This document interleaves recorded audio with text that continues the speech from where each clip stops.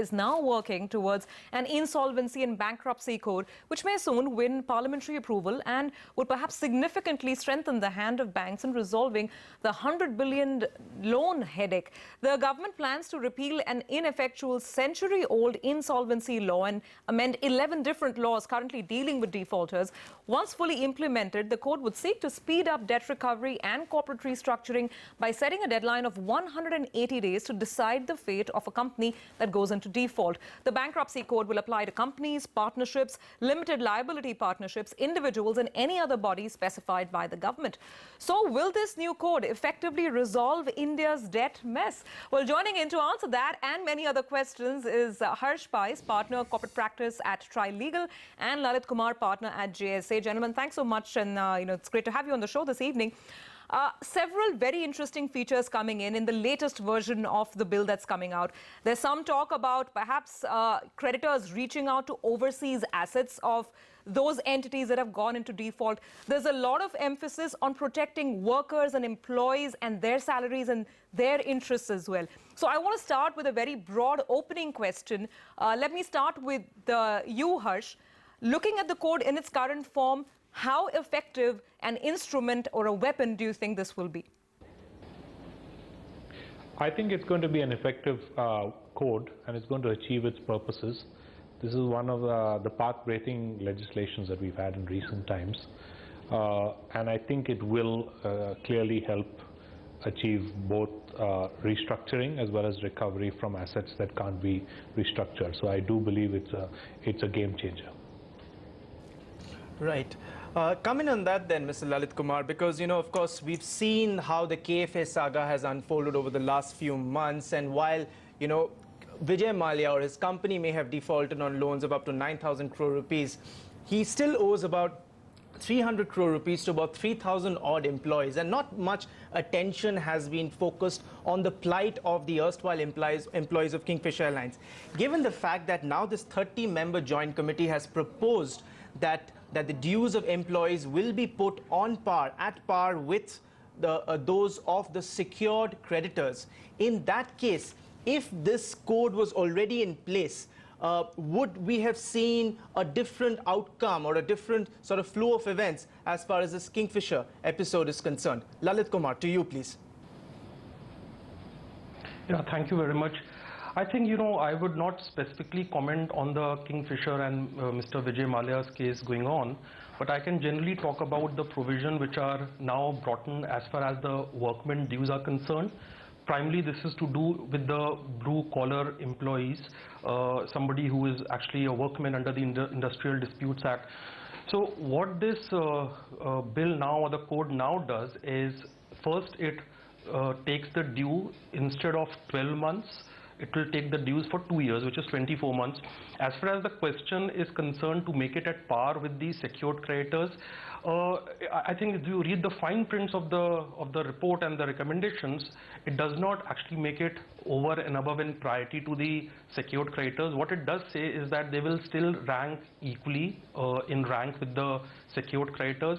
But if you see the placement, there's a very specific remark which the relevant clause 53, as it deals with it, specifically says that in terms of putting it in the provision, it will be put above the secured creditors. But then the clause that both the provisions come under with respect to the secured creditors and workmen dues, the main provision says that they will rank equally.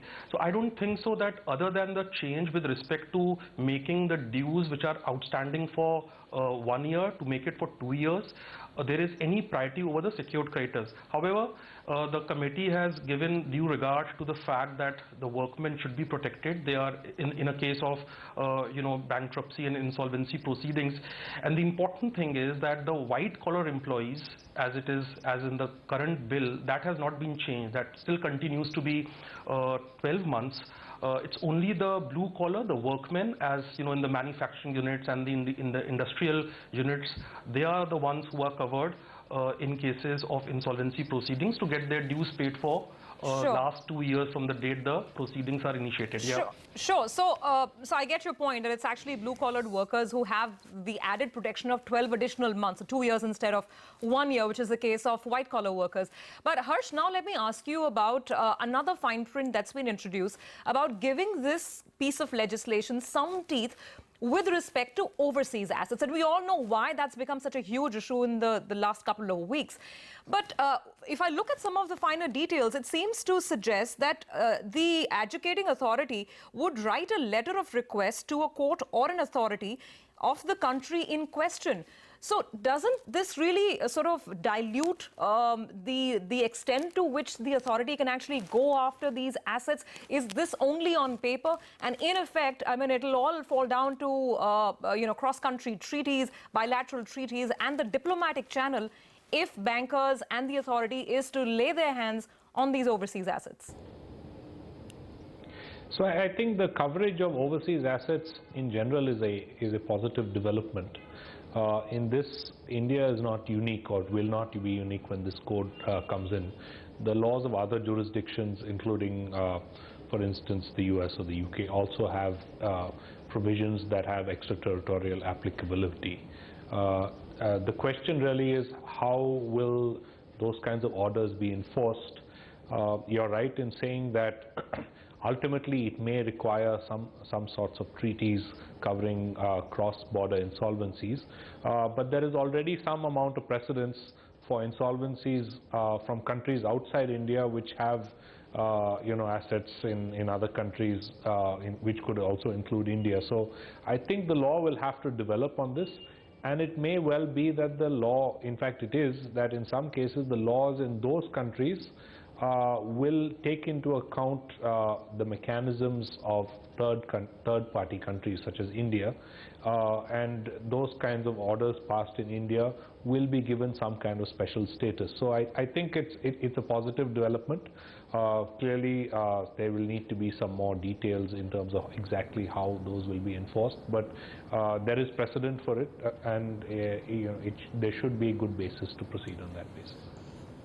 Fair enough, Harsh. In fact, yes, therefore, any new code will, of course, have a certain gestation period, and we'll, of course, see as and when, after some time, how these finer loopholes are plugged.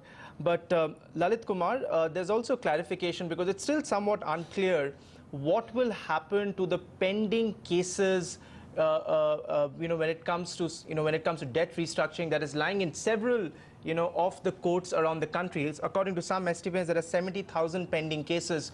So when this code becomes, when it comes into force, will this be only meant for prospective cases, or will it also, take into account cases of the past, in which case immediately there will be 70,000 backlog?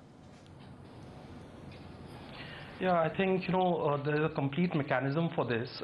As far as the cases are pending before the BIFR, the cases are pending before the courts, the debt recovery tribunals. So the way the code is providing is, as far as the individuals and the partnership firms are concerned, the cases will be with the DRT, and as far as against the corporates, it will go to the National Company Law Tribunal. So actually the movement of the cases and the transfer of the cases will happen for the corporates from wherever they are presently, and they will move to the National Company Law Tribunal. Now, there is a specific provision in the Companies Act under Section 434 which provides for all the cases that will go to the National Company Law Tribunal. This code specifically overrules and repeals that provision and says that all the cases which are with the courts, with the national, with BIFR, they will abate. For all other matters, whether it's at the other institutions and bodies and regulatories, they will move to the National Company Law Tribunal. So there is a clear provision regarding that, but how it will be effective, I think that will come through the delegated legislation and the rule making. So as far as the transfer of cases are concerned, for example, the cases which are with the BIFR, the Board of Industrial and Financial Reconstruction, SICA, the court provides that they will abate and they will not move, because the benchmarks and the thresholds to determine the insolvency are different as far as SICA is concerned and as far as this code is concerned. So while SICA talks about net worth, this talks about the insolvency in terms of inability to pay the creditors. So if there's a company where the proceedings are before with BIFR, but then it is a negative net worth company, but at the same time it is able to pay funds, it would not require the case to be transferred to NCLT unless and until that company is also unable to pay its debt. So because of the shift of the threshold limits, the provision of law applicable to what determines insolvency, many cases will abate and many cases would move on. So the provisions are quite clear in this regard in the new code. Okay, all right, gentlemen. We'll wrap up this discussion for this evening. Thanks so much for joining in. Let's see, of course, corporate India and banks, of course, the entire system is eagerly awaiting the fine print of this bankruptcy code.